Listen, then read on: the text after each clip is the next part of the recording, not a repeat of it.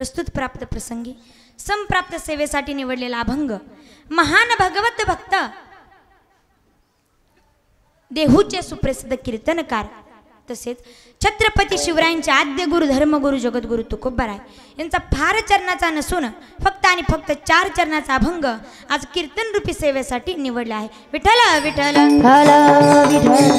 विठ्ठल विठ्ठल अभंगाकडे वळण्यापूर्वी अल्पसा परिहार द्यायचा तो म्हणजे असा की ब्रह्मांड नायक जगाचा चालता नियंता परमेश्वर वृक्षाची पाने हाली जाची सत्ता वृक्षाची पाने हाली जाची सत्ता वृक्षाची पाने हाली जाची सत्ता वृक्षाची पाने हाली जाची सत्ता वृक्षाची पाने हाली जाची सत्ता वृक्षाची पाने हाली जाची सत्ता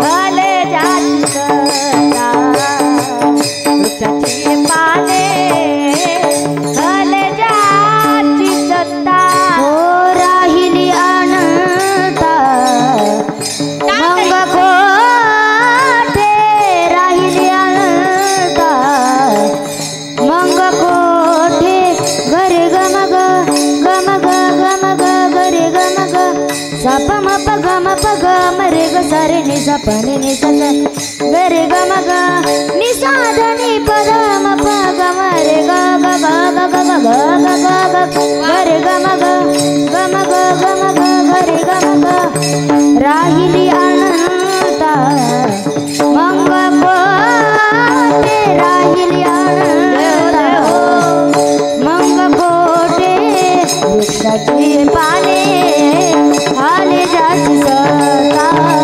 वृक्षाची पाने हाली जाची सत्ता राहिली अनंता मंग कोठे राहिली अनंता मग कोठे साप तप तप तप बगरे पम पम पम गर जाग मग मग मगर रे ननी सकर रे गगर जा ननी सकर रे गगर जा ननी सकर रे गगर जा राहिली अनंता मग कोठे राहिली अनंता मग कोठे वृक्षाची पाने हले जाची सत्ता वृक्षाची पाने हले जाची सत्ता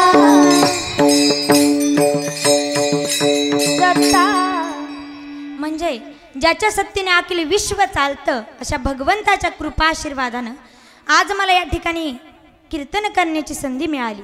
तसेच माझे गुरुवर्य हरिभक्त पारायण साध्वी सोनाली दिदी करपे यांच्यामुळे मला या ठिकाणी कीर्तन करण्याची संधी मिळाली।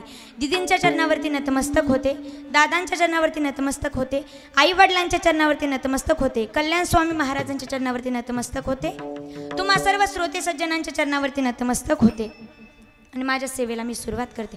विठ्ठल विठ्ठल विठ्ठल विठ्ठल विठ्ठल पहा माझ्या कीर्तनाच्या साथीला सुंदर अशी गायनाची साथ आहे। पहा म्हणतात ना ते छोटा पॅकेट पण बडा धमाका अशी त्यांची गत आहे। असे आमच्या छोट्याशा असणाऱ्या स्नेहलताई तायनाक त्यांचे देखील धन्यवाद व्यक्त करते। तसेच इकडून खूप सुंदर गातात, अगदी सहज त्यांचे आकार निघतात असे आमच्या ईश्वरीताई साबळे छोट्या वयामध्ये मग त्यांची कीर्ती मरावी परीत म्हणजे त्यांचे धन्य माता पिता तयाची असं म्हणायला काही हरकत नाही।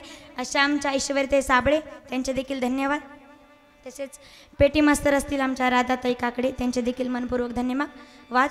साक्षीताई ते म्हणतात ना तुला मी माझ्या तालाव नाचीन असं त्यांचं वाजायचं काम आहे, सुंदर वाजवतात, त्यांच्यासाठी एकदा टाळ्या वाजवा। सर्वच विनेकरी सर्वच टाळकरी मंडळी सगळ्यांचे धन्यवाद व्यक्त करते। साऊंड सिस्टीमवाले काका तुमचे देखील धन्यवाद व्यक्त करते, तुमची देखील खूप सुंदर अशी साऊंड सिस्टीम आहे। तसेच यूट्यूब चॅनलवाले काका योगेश दादा त्यांचे देखील मनपूर्वक धन्यवाद व्यक्त करते. सर्वांचे धन्यवाद व्यक्त करते. हुकून चुकून जर कुणाचं नाव राहिलं असेल तर मला सुचवा. लयच महत्त्वाचं असेल ते सुचवा. पण सगळ्यांसाठी एक नाव घेते, ऐका. कारण की आजकालचे नाव फार फार फॅशनेबल निघलेत, बरोबर ना. असंच एका ठिकाणी मी कीर्तनाला असंच एका ठिकाणी गेलतो लग्नाच्या कार्यक्रमाला. त्या ठिकाणी एका नवऱ्यानं नाव काय घेतलं, काल होतं लग्न लग्नात आला बँडवाला. काल होतं लग्न लग्नात आला बँडवाला. बायकोचं नाव घेतोय झुकूंगा नाही साला. म्हणून नाव लक्षपूर्वक ऐका. पांडुरंगाच्या चरणी फूल वाहते वाकून, पांडुरंगाच्या चरणी फूल वाहते वाकून, तुम्हा सर्व श्रोतेच्या सज्जनाचं नाव घेते, ज्ञानोबा तुकोबारायांचा मान राखून. सर्वांच्या चरणावरती नतमस्तक होते आणि माझ्या कीर्तन रूपी सेवेला मी सुरुवात करते. विठ्ठल विठ्ठल विठ्ठल विठ्ठल.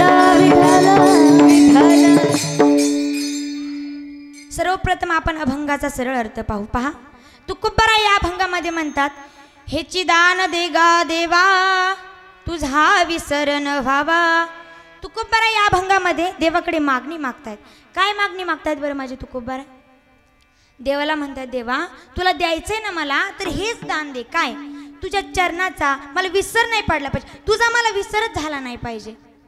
मग तुझा विसर नाही झाला तर मग मी काय कर. देव म्हणले, तुकोबाराय माझा विसर नाही झाला, बरं ठीक आहे, पण याच्या पुढे तुम्ही काय करता. तर तेच महाराज अभंगाच्या दुसऱ्या चरणात सांगतात, गुण गायन आवडी हेची माझी सर्व जोडी. तुमचा विसर नाही झाला तर मी तुमचं आवडीनं नामस्मरण करेल, तुमचं चिंतन करेल. त्यावेळेस देव म्हणले, तुकोबाराय हे तर तुम्ही मागितलंयच हो, पण याच्यापेक्षा काहीतरी वेगळं मागा ना. जसं की धन संपदा, जहागिरी, प्रॉपर्टी, हे काहीतरी मागा ना. त्यावेळेस तुकोबाराय म्हणले, न लगे मुक्ती धन संपदा, संत संग देई सदा. तुकोबाराय म्हणले, देवा मला मुक्ती धन संपदा काहीच नको, नको नको काहीच नको. मुक्ती नको म्हणतायत संत. पहा, आपण परमार्थ करतो तो मुक्ती मिळवण्यासाठी करतो, बरोबर की नाही. आपला परमार्थ आहे तो मुक्ती मिळवण्यासाठी, पण संत म्हणतात मला मुक्तीच नको. का नको म्हणत असतील बरं संत? कारण की तुकोबाराय म्हणतायत, ती मुक्तीच आमची नोवरी झालीये. तुका म्हणे मुक्ती परिलिनी नोवरी, आता दिवस चारी खेळी मेळी. तुकोबाराय म्हणताय ती मुक्तीच आमची नोवरी झाली, मग ती मुक्ती कशाला आम्हाला बरं. म्हणे मग धन घ्या ना, धन घ्या. त्यावेळेस तुकोबाराय म्हणले, नको नको, धन तर नकोच. सोने रुपी आम्हा मृतिके समान, माणिक पाषाण खडे जैसे. तुकोबाराय म्हणले, धन माती, माती समान आहे बाबा आम्हाला, ते काहीच उपयोग नाही त्या धनाचा. पहा, संत धनाला नको म्हणतायत. ज्यांना धन आवडत नाही त्यांना संत म्हणायचं. बरं लक्षपूर्वक ऐका. ज्यांना धन आवडत नाही त्यांना संत म्हणतात, आणि ज्यांना धन आवडतं ना त्यांना महाराज म्हणतात. विठ्ठल विठ्ठल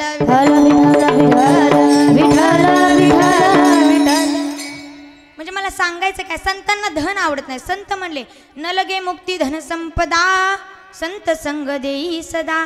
संतांना धन नाही आवडत.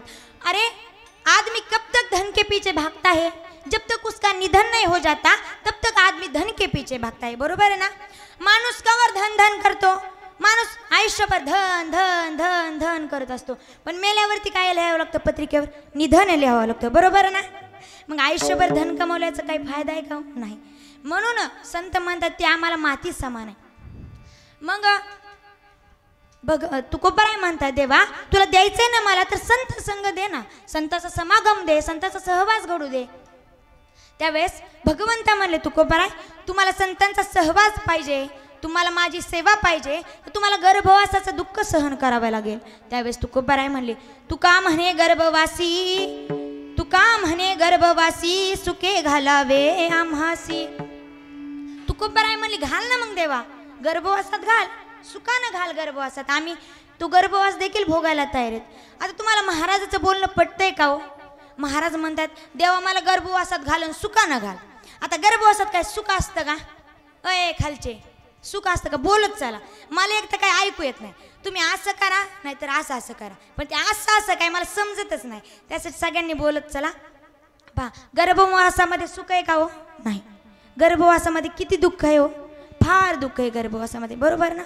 तुकोबाराय म्हणतात, देवा मला एकदा त्या गर्भवासातून मोकळं कर, एकदा त्या एक वेळा करी देवा, एक वेळ करी या दुःखा वेगळे एक वेळ करी या दुःखा वेगळे एक वेळ करी या दुःखा वेगळे एक वेळ करी या दुःखा वेगळे एक वेळ करी या दुःखा वेगळे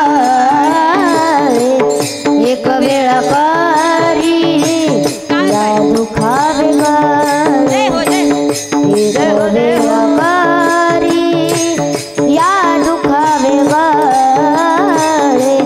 एक वेळ करी या दुःखा वेगळे हो दुरितांचे जाळे उगवूनी दुरितांचे जाळे उगवूनी दुरितांचे जाळे उगवूनी दुरितांचे जाळे उगवूनी एक वेळ करी या दुःखा वेगळे एक वेळ करी या दुःखा वेगळे एक वेळ करी या दुःखा वेगळे हो दुरितांचे जाळे उगवूनी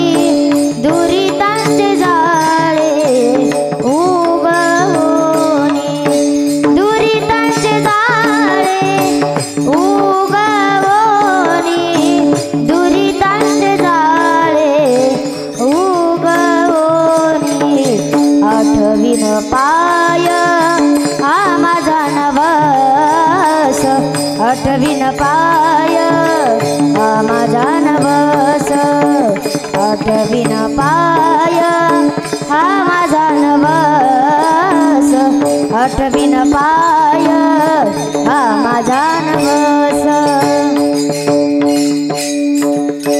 हा माझा काय सांगू गर्भीची यातना काय सांगू गर्भीची यातना माझा भोगीता नारायणा माझ मूळ मूत्र झाला तू दक्षिणा क्षणाधात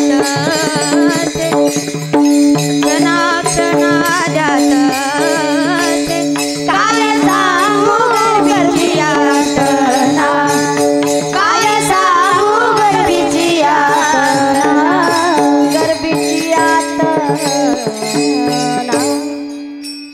तुकोबाराय म्हणते देवा त्या गर्भामध्ये फार दुःख आहे रे देवा. आणि तुकोबारायच काही काही वेळेस म्हणतात तू का म्हणे गर्भवासी सुखे घालावे आम्हासी. हे महाराजांचं बोलणं पटतंय का हो तुम्हाला? हा तुम्हाला प्रश्न पडला असेल नेमकं महाराजांना म्हणायचंय तरी काय म्हणायचंय. एक वेळेस म्हणतात गर्भवासात घाल सुखानं घाल एक वेळेस म्हणतात त्या गर्भवासात लय दुःख आहे. काय म्हणायचं असेल महाराजांना तर पहा महाराजांना सांगायचंय पहा समजा आपल्या पुढं खूप मोठं सुख आहे खूप मोठं आणि त्या सुखाच्या अगोदर थोडं छोटंसं दुःख आहे. तर आपण ते सुख घेण्यासाठी सुख मिळवण्यासाठी छोटं दुःख सहन करायला तयार असतो का नसतो? बरोबर आहे ना तयार असतो. त्याचप्रमाणे पहा चोरी करणं चुकीचं आहे की चांगलं आहे? चोरी करणं वाईट आहे की चांगलं आहे सांगा? वाईट बरोबर ना वाईट. आता चांगली चोरी कशी असते ते मी तुम्हाला सांगते पहा. असाच एक चोर गेला चोरी करण्याकरता गेला 10,000 रुपये चोरून घेऊन आला. पण 10,000 रुपयामध्ये त्याचं काही समाधानच झालं नाही. आशा निर्माण झाली त्याला की आणखी जर 5-10 हजार भेटले असते तर चांगलं झालं असतं. आशा ही फार वाईट आहे बरं. आशा ही माणसाची दुर्दशाच करते बरोबर ना. आशा फार वाईट आहे. पण त्याला आशा निर्माण झाली तो गेला दुसऱ्या घरी गेला. दुसऱ्या घरी गेल्याच्या नंतर गेला सगळे झोपलेले होते. तो गेला अलमारीकडे गेला अलमारी तोडली आणि त्याच्यामध्ये 5,000 रुपये होते. 5,000 त्याला रुपये दिसले. त्याने 10,000 रुपयाचं गाठोडं साईडला ठेवलं आणि 5,000 रुपये तू काढून घेणार. तेवढ्यातच काय झालं, घरमालक जागा झाला. घरमालक जागा झाला. आता ह्यानं भीतीपोटी, घरमालक जागा झाला म्हणून ह्याने भीतीपोटी पटकन 5,000 रुपये घेतले आणि तो पळत सुटला. पण नेमकं गंमत काय झाली, तो 5,000 रुपये घेत असताना 10,000 रुपयाचं गाठोडं तिथंच राहिलं, तिथंच त्या ठिकाणी राहिलं. घरमालक आला, बघतो तर काय 5,000 रुपये चोरीला गेले. वाईट वाटलं त्याला, दुःख झालं. काय काय बाबा, कालच कांदे विकले होते, त्याचा चांगला भाव लागला होता आणि काय आज गेले बी, नशीबच नाही रे बाबा, नशीबच नाही. त्याला दुःख झालं. पण त्याची सहज नजर त्या 10,000च्या गाठोड्याकडे गेली. तो म्हणला काय आहे हे आपण बघू तरी, म्हणून त्याने सहज बघायला बघितलं त्यानं. तर काय बाबा 10,000 रुपये. आता मला सांगा, ही चोरी चांगली की वाईट? चांगली की वाईट? चांगली, बरोबर ना. पहा, 5,000 रुपये जर गेले आणि त्याच्या बदल्यात जर 10,000 रुपये भेटत असतील तर अशी चोरी व्हायला काही हरकत आहे का? नाही. अशी चोरी रोज बी होऊ द्या ना, बरोबर आहे का नाही? तुमच्या घरी नाही तर माझ्या घरी होऊ द्या, अशी चोरी, याला काही हरकत आहे का? सांगायचंय काय तुकोबारायांना, देवा हे गर्भवासाचं दुःख 9 महिने 9 दिवसाचं, म्हणजेच 5,000 रुपये गेल्यासारखं, बरोबर ना. आणि तुझ्या चरणाची सेवा, संतांचा समागम, तुझं नामस्मरण म्हणजे हे 10,000 रुपयाचं सुखाचं गाठोडं आहे. मग 5,000 रुपये दुःखाचं गाठोडं, जर गर्भवासाचं गाठोडं आम्हाला जर सहन करावं लागत असेल तर 10,000 रुपये सुखाचं गाठोडं भेटतंय ना. म्हणून तुकोबाराय म्हणतात, तुका म्हणे गर्भवासी सुखी घालावे आम्हास. हा एक अर्थ घ्या. आणि पहा, महाराज आणखी एक अर्थ सांगतायत. तुकोबाराय महाराज म्हणतात, देवा तुला गर्भवासात घालायचंय ना आम्हाला, मग सुखानं घाल ना, तुझी जिम्मेदारी राहिली. कारण येतो जातो आम्ही देवाच्या सांगाती, बरोबर ना. तुझ्या सांगण्यावरून आम्ही या गर्भवासामध्ये येतोय. आमची इच्छा आहे काय मृत्यू लोकामध्ये येण्याची, एवढा गर्भवास सहन करण्याची नाही. तुझ्या इच्छेवर नाही येतोय आम्ही, तुझं नामस्मरण करण्यासाठी, तुझा भक्तीचा महिमा वाढवण्यासाठी येतोय. मग तुझी जिम्मेदारी राहिली ना आम्हाला सुखानं गर्भवासात घालण्याची, बरोबर आहे का नाही. पहा, तुम्हाला समजण्यासाठी सांगते. पहा, आपण जर माणूस मारला तर आपल्याला शिक्षा होते, बरोबर ना. शिक्षा होते ना. का माणूस मारल्याचा पुरस्कार भेटतो आपल्याला? नाही, शिक्षा होते, बरोबर ना. फाशीची शिक्षा होते आपल्याला, बरोबर ना. अय, फाशीची शिक्षा होते, बरोबर ना. मग मला सांगा, फाशी द्यायला मशीन असते की माणूस असतो? बरं, माणूस असतो, बरोबर. फाशी द्यायला माणूस असतो. मग आपण माणूस मारला तर आपल्याला फाशीची शिक्षा होते. मग फाशी द्यायला कोण असतं? माणूस. मग त्याने बी माणूसच मारला, बरोबर की नाही. त्याने पण माणूस मारला, त्याला बी शिक्षा व्हायला पाहिजे? नाही, त्याला त्याची शिक्षा होत नाही. त्याला त्याचा पगार आहे, पेमेंट आहे, पैसा मिळतोय त्याला त्याचा. का? तो स्वतःच्या इच्छेने माणूस मारतोय का? नाही. तो सरकारच्या आज्ञेवरून माणूस मारतोय, बरोबर ना. म्हणून त्याला त्याचा पैसा आहे. तसंच देवा, आम्ही या गर्भवासामध्ये येतोय ते आमच्या इच्छेवरून नाही, तुझ्या सांगण्यावरून येतोय. मग आम्हाला याचा पगार भेटला पाहिजे. काय? सुखानं गर्भवासात घातलं पाहिजे तू आम्हाला, हा पगार आम्हाला दिला पाहिजेस. म्हणून तुकोबाराय म्हणतात, तुका म्हणे गर्भवासी सुखे घालावे आम्हासी. हा झाला अभंगाचा सरळ सरळ अर्थ. विठ्ठल विठ्ठल विठ्ठल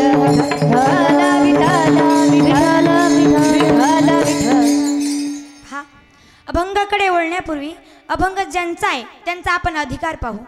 या अभंगाचे जनक जन्मदाते कोण आहे? तो जगद्गुरु तुकोबाराय आहे ना. तुकोबारायांचा अधिकार पाहायचा झाला, तुकोबारायांचं साधं नाव जरी घेतलं ना तरी यमाच्या अंगाला थरकाप सुटतोय.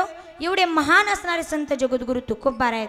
पहा, तुकोबारायचं नाव घ्यावं आणि यमाच्या अंगाला थरकाप सुटावं, एवढे महान संत असणारे जगद्गुरु तुकोबाराय आहेत. यात नवल नाही, तुकोबारायांची पाऊलवाट देखील विठ्ठल विठ्ठल भजन करायची. आणि आपलं साधं तोंड देखील विठ्ठल विठ्ठल भजन करत नाही, बरोबर ना. आपलं साधं तोंड देखील विठ्ठल विठ्ठल भजन करत नाही. एवढे महान असणारे संत जगद्गुरु तुकोबाराय आहेत. एवढंच नाही तर अरे रुक्मिणी मातेला, जगाच्या मालकिनीला ज्यांची परीक्षा घ्यावी वाटली असे एवढे महान संत असणारे जगद्गुरु तुकोबाराय आहेत. पहा, तुकोबारायांची कीर्ती संपूर्ण देहूमध्ये पसरली होती. संपूर्ण चोहीकडे तुकोबारायांची कीर्ती पसरली होती.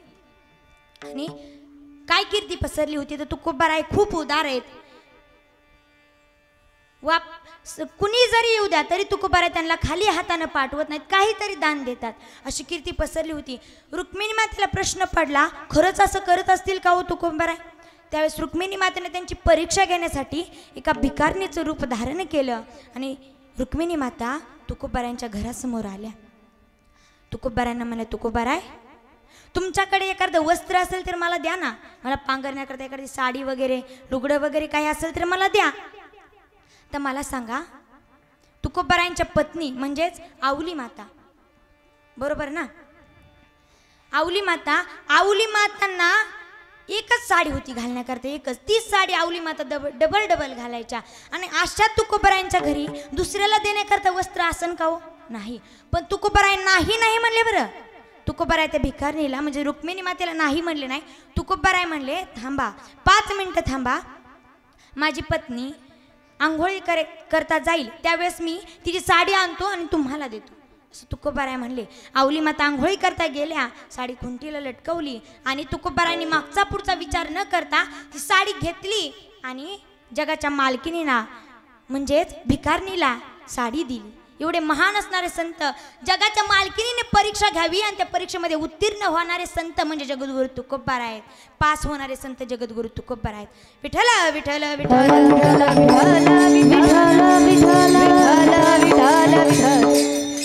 याच्याही पुढे जाऊन सांगायचं झालं ना माझ्या जगद्गुरु तुकोबारायांचा अधिकार, तर पहा एक वाक्य सांगून जाईल.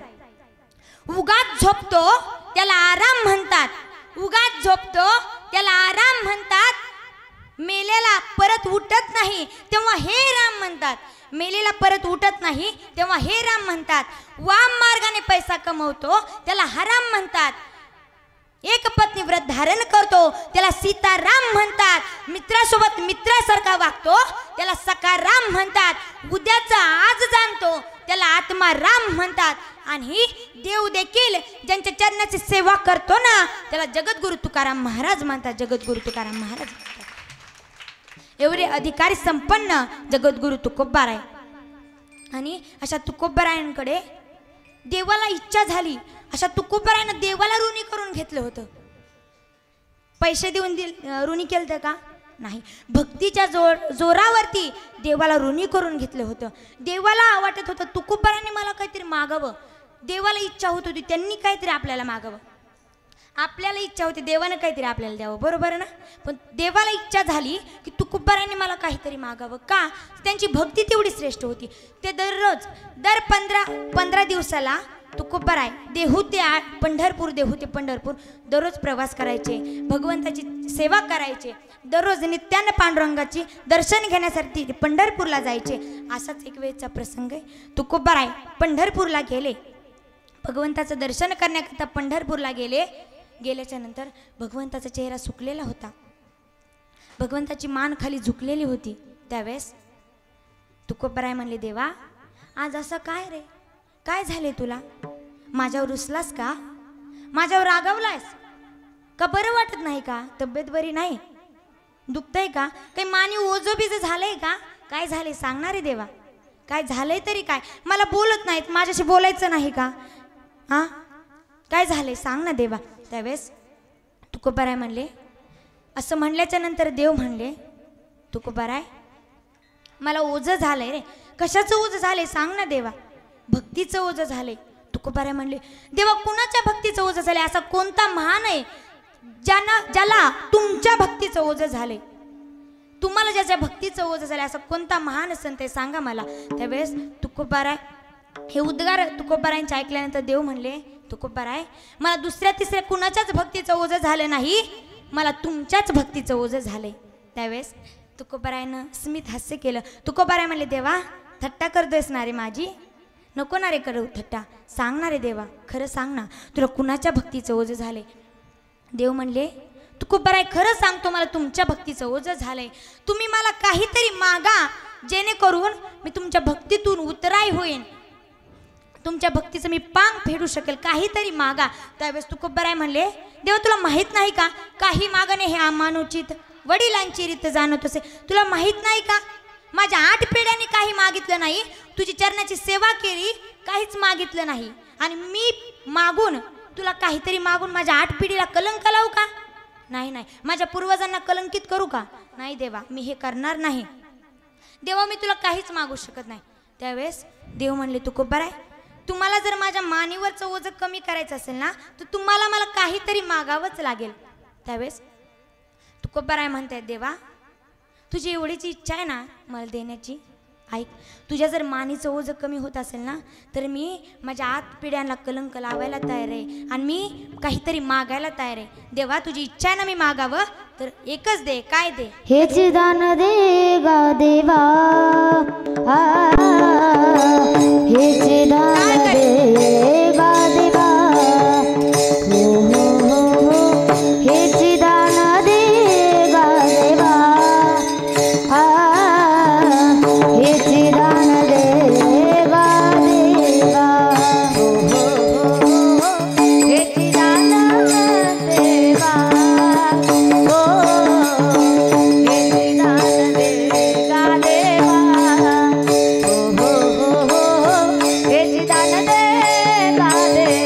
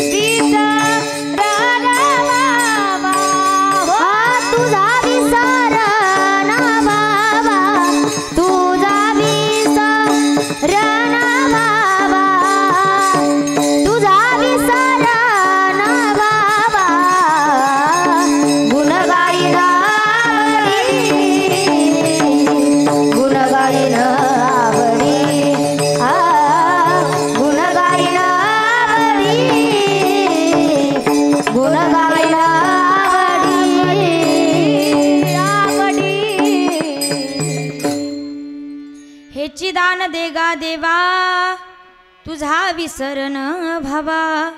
तुकोबाऱ्या देवाकडे मागणी मागतायत, देवा द्यायचंय ना तुला तर हेच दान दे. काय तुझा विसर मला होऊ देऊ नको रे, हेच दान दे. पहा आहे ना काहीतरी मागणं मागतो, बरोबर ना. मुंगीपासून ब्रह्मदेवापर्यंत प्रत्येक जण मागत असतो. मागण्याची क्रिया प्रत्येकाकडे, बरोबर ना. मागतो ना, का गरीबच मागतो श्रीमंत मागत नाही असं आहे का? नाही, प्रत्येक जण मागतो, बरोबर ना. पण कधी मागतो, केव्हा मागतो, कुणाला मागतो, कशासाठी मागतो, किती मागतो, काय मागतो, यामध्ये काहीतरी मर्यादा आहे, बरोबर ना. याला काहीतरी शास्त्र आहे, पण मागतो हे मात्र खरं. पहा माणसं तर मंदिरात भी एवढं मागायला लागलेत, एवढं मागायला लागलेत, खूप मागायला लागलेत. मंदिर भी एक गजब की जगह है. इधर गरीब लोग बाहर भीख मागते हैं और अमीर लोग अंदर भीख मागते हैं, बरोबर आहे ना. गरीब माणसं बाहेर भीक मागतात आणि अमीर लोक श्रीमंत लोक मध्ये भीक मागतात. तर मला सांगायचं आहे, गरीब लोक बाहेर भीक मागतात, बरं त्या भिकाऱ्यांचं, बाहेरच्या भिकाऱ्यांचं रुपया 2 रुपयातच समाधान होतो, पण आतमधला भिकारी 10-10 लाख रुपये मागतो देवाकडे. मग खरा भिकारी कोण आहे हे आपणच ओळखून घ्यायचंय. पण मला सांगायचंय काय, मागणं प्रत्येकाच्या जीवनात आहे, बरोबर ना. मागावं, पण काय मागावं, काय मागावं, कुणाला मागावं. पहा देणारा तेवढ्या योग्यतेचा पाहिजे, बरोबर ना. देणारा तेवढ्या योग्यतेचा पाहिजे, नाहीतर एखाद्या चिंगुसाला मागून जमेल का? नाही, बरोबर ना. त्याच्याकडेच काय नाही, तो आपल्याला काय देणार आहे, बरोबर ना. पहा एक बीडचा चिंगूस होता आणि एक गेवरायचा चिंगूस होता. एवढे चिंगूस होते, एवढे चिंगूस होते, खूप चिंगूस होते. एक वेळेस काय झालं, बीडचा चिंगूस गेवरायच्या चिंगूसकडे आला आणि गेवरायचा चिंगूस असाच दुसरीकडे गेलता स्पर्धा करण्यासाठी चिंगूसची. मग हा गेला, बीडचा चिंगूस आला गेवरायच्या चिंगूसकडे. आल्याच्या नंतर त्याचा मुलगा बघितला त्याने, घरी कोणी नव्हतं, त्याचा एक छोटासा मुलगा होता. त्यावेळेस बीडचा चिंगूस म्हणला, अय पोरा इकडे, तुझा बाप कुठे गेला? त्यावेळेस तो मुलगा म्हणला, माझा बाप होय, माझा बाप गेला बाहेर, काहीतरी काम आहे गेला. त्यावेळेस बीडचा चिंगूस म्हणला, बरं बरं. मग गेवराज चिंगूस म्हणला, काय काम होतं सांगा, मी माझ्या बापाला जाऊन सांगतो. त्यावेळेस बीडचा चिंगूस म्हणला, काही नाही, तुझ्या बापाकडे मला चिंगूसची स्पर्धा लावायची होती, बाकी काही नाही. तू म्हटलं मग माझ्यासोबत लावा ना, कारण बाप तसा बेटा आणि कुंभार तसा लोटा, माझ्यासोबत लावा, काही हरकत नाही. मग त्या बीडच्या चिंगूसला वाटलं, काय एवढी एवढंसं पोरग आहे, आपल्यासोबत काय टिकणार आहे. मग म्हणले, बरं लावतो तुझ्यासोबत, तर तुझ्यासोबत लावतो. उन्हाळ्याचे दिवस होते. मग बीडचा चिंगूस म्हणला, लेकरा तुला काय आवडतं खायला? त्यावेळेस तो म्हणला, मला होय, मला जास्त आंबा आवडतो, आंबा. मग त्या बीडच्या चिंगूसनं काय केलं, वहीचा कागद घेतला, पेन घेतला, त्याच्यावर आंब्याचं चित्र काढलं आणि त्या चिंगूसकडं म्हणजे त्या मुलाकडे दिलं आणि म्हणला, हे घे आंबा आणि खा आंबा.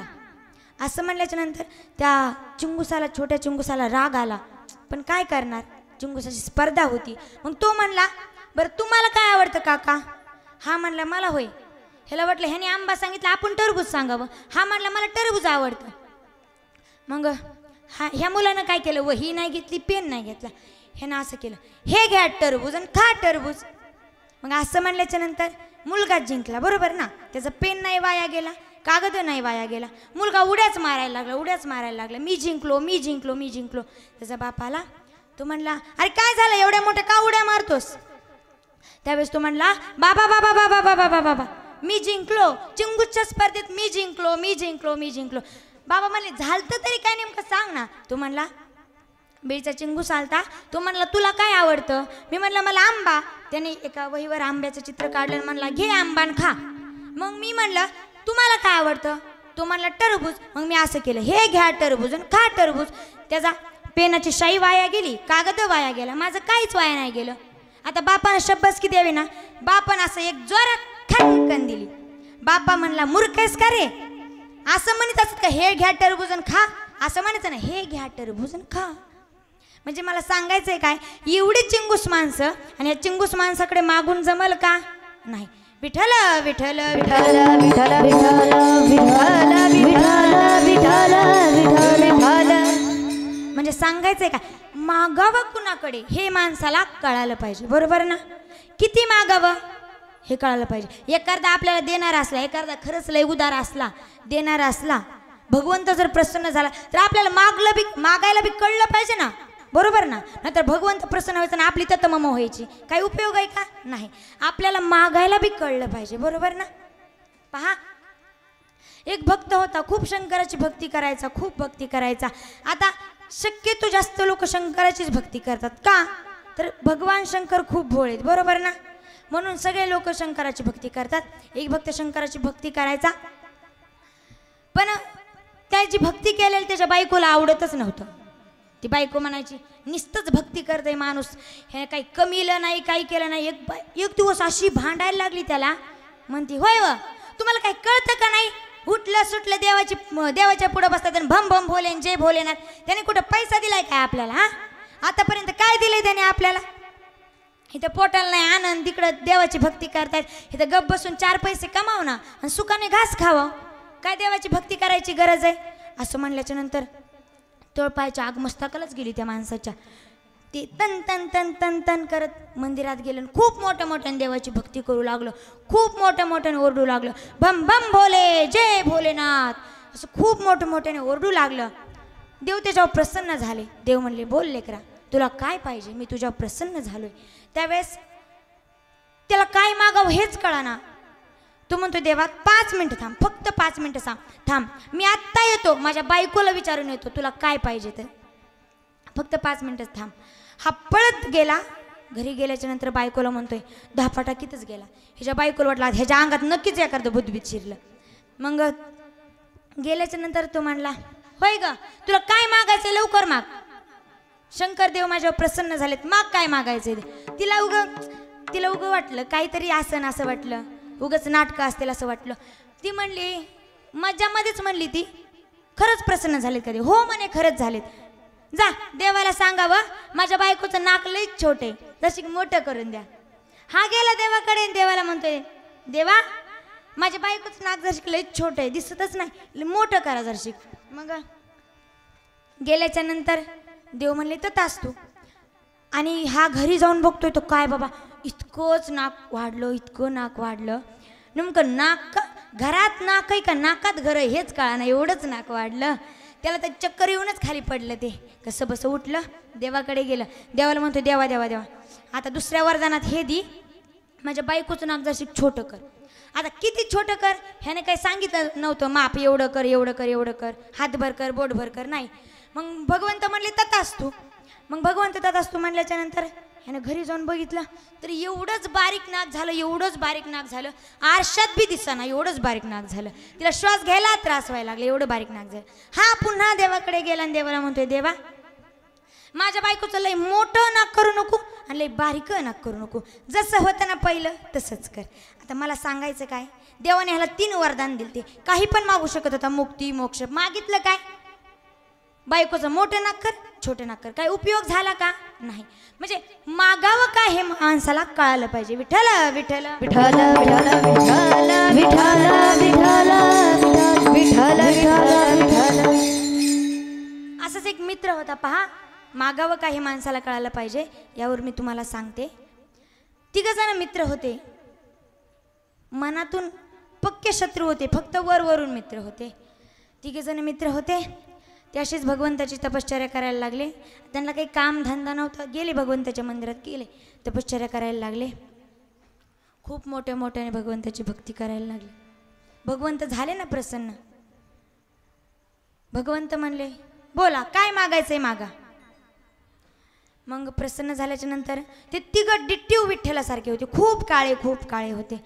मग पहिला भक्त म्हणला, देवा माझी एकच इच्छा आहे, मला एवढं गोरं कर, एवढं गोरं कर, खूप गोरं कर, माझ्यासारखं कुणीच गोरं नसलं पाहिजे, एवढं गोरं कर. देव म्हणले, तथास्तु. ते खूप गोरं झालं. देव म्हणले, तुला काय मागायचंय? दुसऱ्या भक्ताला विचारलं. दुसरा भक्त म्हणला, देवा मला ह्याच्यापेक्षा दुपटीनं गोरं कर. देव म्हणले, तथास्तु. तो गोरा झाला. देव म्हणले, तिसऱ्या भक्ताकडे गेले, म्हणले, तुला काय मागायचंय? आता ते लय विठ्ठलासारखं काळं होतं. मग ते म्हणलं, देवा ह्यांना माझ्यापेक्षा दुपटीनं तिपटीनं गोरं केलंस ना, ह्यांना माझ्यापेक्षा दुपटीनं तिपटीनं काळं कर. म्हणजे मला सांगायचं आहे का, ह्याने स्वतःचं हित साधलं का? नाही. स्वतः नाही गोरं झाला आणि जे गोरे झालती त्यांना बी काळं केलं. अशी माणसं असतात. मागावं काय हे यांना कळतच नाही, बरोबर ना. मागणं मागावं कसं हे माणसाला कळायला पाहिजे. विठ्ठल विठ्ठल विठ्ठल विठ्ठल विठ्ठल विठ्ठल विठ्ठल.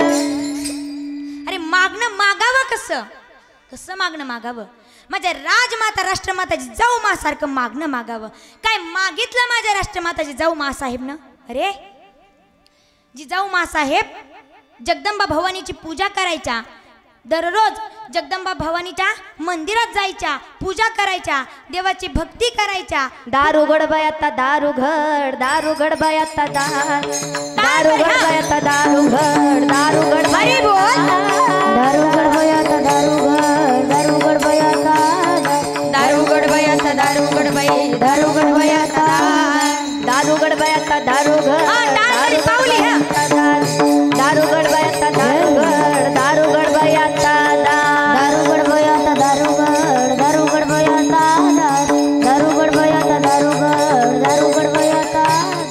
तुळजापूरचे भवानी आई दारुगड, तुळजापूरचे भवानी आई दारुगड, दारू गडबयाता दारुगड, दारू गडबयाता दारू गडबयाता दारुगड, दारू गडबयाता दारू गडबयाता दारुगड, दारू गडबयाता दारू गडबयाता दारुगड, दारू गडबयाता दारुगड. आई भवानी तुझ्या कृपेने तारसी बघता, आघात महिमा तुझी माऊली वार संकटाला.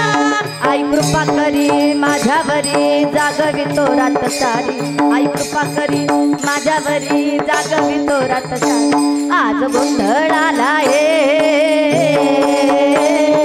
गोंधळ मांडीला गंबे गोंधळ आलाय, गोंधळ मांडीला गंबे गोंधळ आलाय, गोंधळ मांडला भवानी गोंधळ आलाय, गोंधळ मांडला भवानी गोंधळ आलाय. उध उध उध उध उध उध उध गळ्यात घालून कवड्याची माळ, पायात बांधलेली चाळ, हातात परडी तुला गावडी वाजवी तो संबळ. गळ्यात घालून कवड्याची माळ, पायात बांधलेली चाळ, हातात परडी तुला गावडी वाजवी तो संबळ.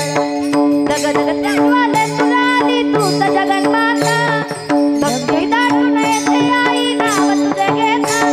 आई कृपा करी माझ्यावरी जागवितो रात्र, आई कृपा करी माझ्यावरी जागवितो रात्र. बोल जगदंबा मात की जय, जय भवानी, जय शिवाजी. गोंधळाला गोंधळ मांडला गंबे गोंधळाला ये, गोंधळ मांडला गंबे गोंधळाला ये. उध उध उध उध उध उध उध उध. अशी मागणी अशी दररोज स्तुती करायच्या. भगवंत जगदंबा मातेच्या देवळात जायच्या आणि माझ्या राजमाता राष्ट्रमाताची जाऊ देवीची स्तुती करायच्या, प्रार्थना करायच्या. एक वेळेचा प्रसंग आहे पहा. जगदंबा मातेच्या देवळात राजमाता गेल्या आणि जगदंबा माता प्रसन्न झाल्या आणि म्हणाल्या, लेकी बोल मी तुझ्यावर प्रसन्न आहे, माग तुला काय मागायचे, तुझी काय इच्छा आहे माग. त्यावेळेस राजमाता म्हणतायत, देवी तुम्हाला द्यायचंय ना तर मला असं एकच वरदान द्या, माझ्या पोटी एक रत्नाची खान माझ्या पोटी जन्माला द्या, माझ्या पदरात असा एक हिरा जन्माला द्या ज्याने माझ्या कुळाचा उद्धार केला पाहिजे, असा एक रत्न माझ्या पोटी जन्माला द्या, माझ्या पदरामध्ये घाला. अरे असा मुलगा द्या ज्यानं बाया नाचवल्या नाही पाहिजे तर बाया वाचवल्या पाहिजे, असा मुलगा मला जन्माला द्या. अरे असा मुलगा जन्माला द्या ज्यानं स्वराज्य निर्माण केलं पाहिजे, प्रत्येक जनतेतील प्रत्येक लोकाला वाटावं की अरे बाबा हे माझं राज्य आहे, माझं, असं स्वराज्य निर्माण केलं पाहिजे, असा मुलगा मला जन्माला द्या. अरे चित्तासारखा चपळ आणि वाघासारखा डरकाळी फोडणारा मुलगा माझ्या पोटी जन्माला घाला, असा मुलगा मला घडू द्या.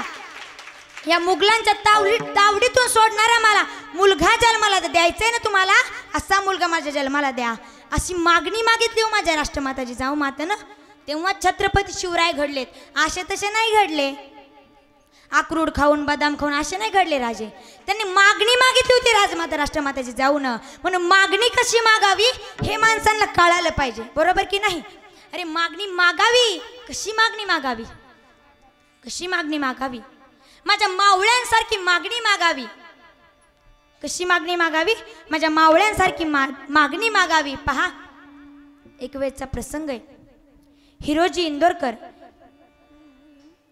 इंदोरकर हे बांधकामाचे प्रमुख होते. बांधकामाचे प्रमुख असल्यामुळे रायगड बांधायचा होता. राजांना रायगड बांधायचा होता. पण राजांना दुसऱ्या दिवशीच मोहिमेवरती जायचं होतं. काय करावं? रायगड बांधायचा, इकडे मोहिमेला जायचंय, काय करावं सुचेना राजांना.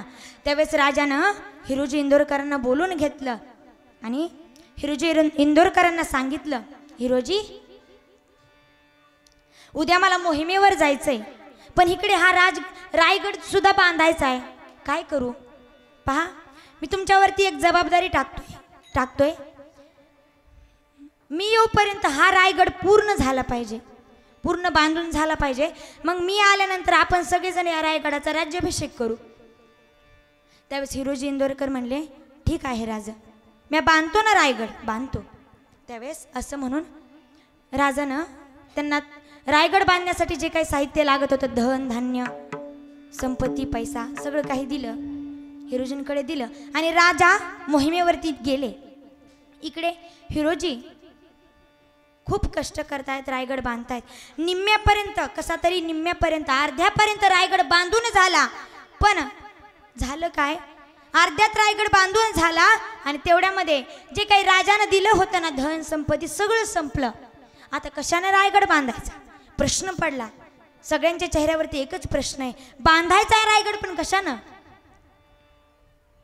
त्यावेळेस हिरोजी इंदोरकर घरी गेले, मागचा पुढचा कोणताच विचार नाही केला. घरी गेले आणि स्वतःचा वाडा विकला आणि ते पैसे रायगड बांधण्यासाठी घेतले. पण तेवढ्यावर देखील रायगड बांधून झाला नाही. त्यावेळेस हिरोजी इंदोरकरांनी आपल्या पत्नीचे जे अलंकार आहेत, जे दागदागिने ते विकले आणि स्वतःच्या पत्नीचं मंगळसूत्र गहाण ठेवलं आणि रायगड पूर्ण बांधून घेतला. इकडे मोहिमेवरून राजा आले. राजा आल्याच्या नंतर राजांना बातमी कळाली की हिरोजीनं स्वतःच्या पत्नीचे दागदागिने गहाण ठेवले, विकले, वाडा विकला. ही बातमी राजांना कळाली आणि विकून सगळं रायगड बांधला. बातमी कळाली राजांना. त्यावेळेस राजांच्या डोळ्यातून पाणी आलं. दुसऱ्या दिवशी राजाने निर्णय केला. दुसऱ्या दिवशी राज्याभिषेक चालू झाला. राज्याभिषेक चालू झाल्याच्या नंतर राजानं हिरोजींना बोलून घेतलं, जवळ बोलून घेतलं आणि सांगितलं, हिरोजी, मला कळालंय की तुम्ही स्वतःच्या पत्नीचे अलंकार गहाण ठेवले, त्यांना रायगड तयार केलाय. मागा ना, तुम्हाला काय मागायचंय ते मागा. तुमचा खूप मोठा वाघाचा वाटा आहे, तुम्हाला काय हवंय ते मागा. असं म्हणल्याच्या नंतर हिरोजींच्या डोळ्यात पाणी आलं. हिरोजी म्हणतात, राजा, माझ्यासारख्या पामराला तुमच्याकडे मागण्याची संधी मिळते, हेच फार झालं हो राजा, काही नको मला, काही नको. त्यावेळेस राजा म्हणतात, हिरोजी, नाही, तुम्हाला काहीतरी मागावंच लागेल. त्यावेळेस हिरोजी म्हणतात, राजा, तुम्हाला द्यायचंय ना मला, तरी काय द्यायचंय मी ते तुम्हाला उद्या सांगतो, तुम्ही उद्या या. तुम्ही रायगडावर आलात ना, मग मी उद्या सांगतो. दुसरा दिवस उजडला. राजा रायगडावरती आले. रायगडाच्या पायथ्याला हिरोजी उभा होते. उभा असल्यामुळे हिरोजी म्हणले, राजा, तुम्ही म्हणला होता काल मला काहीतरी मागतोय राजा, एकच मागणी राजा माझी, ह्या रायगडाच्या एका पायरीवरती या माझ्यासारख्या पामराचं, माझ्यासारख्या हिरोजी सारख्या मावळ्याचं नाव लिहायची फक्त संधी द्या, एक संधी द्या, फक्त नाव कोरायची संधी द्या. त्यावेळेस राजालाच आश्चर्य वाटलं, हे का मागितलं असेल बरं? हिरोजीने का मागितलं असेल? धन मागू शकत होते, धान्य मागू शकत होते, संपदा काही पण मागू शकत होते, पण हेच का मागितलं? रायगड माझ्या ताब्यात द्या हे पण म्हणू शकत होते, पण नावच कोरण्याची संधी का मागितली? तर हा प्रश्न राजानं हिरोजींना केला. त्यावेळेस हिरोजी म्हणतायत, राजा, मी हे का मागितलं सांगू तुम्हाला राजा? लक्षपूर्वक काय का बरं? हिरोजी काय म्हणतात? हिरोजी म्हणतात, राजा, मी हे का मागितलं सांगू का तुम्हाला राजा? मला माहिती आहे माझा राजा रायगडावर जात असताना ह्या पायरीवरून जाणार आहे आणि मला माहिती आहे माझ्या राजाची धूळ, राजाच्या पायाची धूळ ह्या माझ्या नावावरती पडन आणि ज्या वेळेस माझ्या नावावरती राजाच्या पायाची धूळ पडेल ना त्या वेळेस माझ्या नावाचा राज्याभिषेक होईल, म्हणजे माझा राज्याभिषेक होईल. यापेक्षा काय सौभाग्य आहे माझं, यापेक्षा एका या मावळ्याचं काय सौभाग्य आहे. दुसरं काय मागणं मागितलं हो माझ्या राजा, माझ्या मावळ्यानं असं मागणं मागितलं पाहिजे. कसं मागणं मागितलं पाहिजे, तुकोबारायांसारखं मागणं मागितलं पाहिजे. काय मागतात हो तुकोबाराय? हेची दान दे गा देवा तुझा विसरण भावा. तुकोबाराय म्हणतात देवा दे ना, हेच दान दे, काय तुझा विसर पडू देऊ नको. त्यावेळेस देव म्हटले तुकोबाराय तुम्हाला ह्या दानाचं काय गरज आहे, मी हे दान दिल्याच्या नंतर तुम्हाला त्याचा फायदा काय आहे बरं, तुम्ही काय करता हे दान दिल्याच्या नंतर? तेच महाराज अभंगाच्या गुण गाई न आवडी